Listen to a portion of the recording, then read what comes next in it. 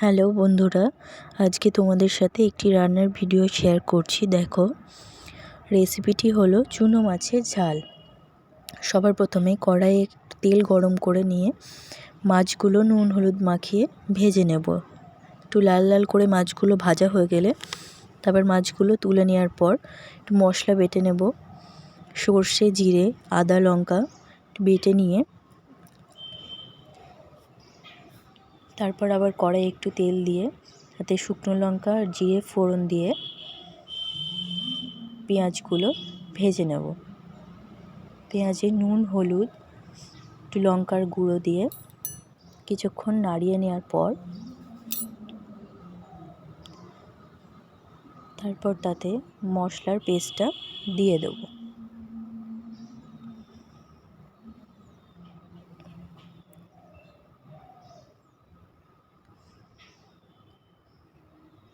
মশলার পেস্টটা দিয়ে একটু সামান্য জল দিয়ে কিছুক্ষণ ফুটিয়ে ভেজে রাখা মাছগুলো ওতে দিয়ে দেব।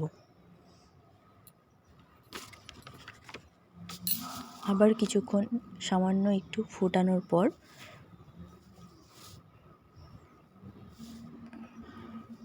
তারপরে তাতে একটু ধনেপাতা কুচি ছিটিয়ে